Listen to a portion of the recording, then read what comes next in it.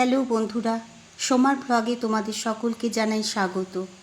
আজ অনেক দিন পর চলে এলাম তোমাদের সাথে কথা বলতে। বৈশাখের প্রচণ্ড গরমে আমার মতন তোমাদের সকলেরই অনেক কষ্ট, বিশেষ করে বাইরে বেরিয়ে যাদের কাজ করতে হয়, আর যারা আগুনের সামনে রান্না করছি এই গরমে তাদেরও অনেক কষ্ট। কিন্তু কি বলো তো, খেতে তো হবেই, তাই যতই গরম কিংবা ঠান্ডা পড়ুক কাজ তো করতেই হবে। এই গরমে প্রচুর জল খাবে সবাই, লেবু জল, শরবত।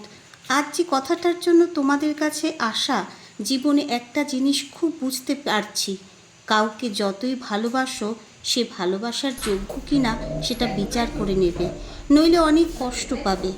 তুমি যতই ভালোবেসে কাউকে আপন করে নেবে, দেখবে কোনো একটা কারণে দাঁত নখ বার করে তারা তোমাকে কটু কথা নিন্দা করতে ছাড়বে না।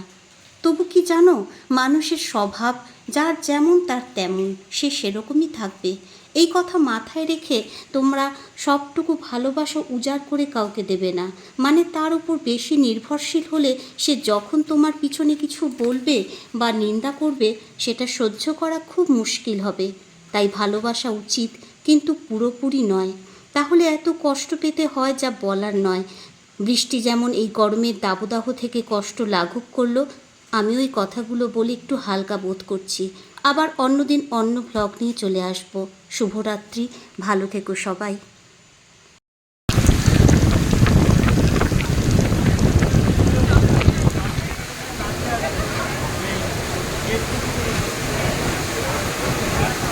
আমি যাচ্ছি, হ্যাঁ।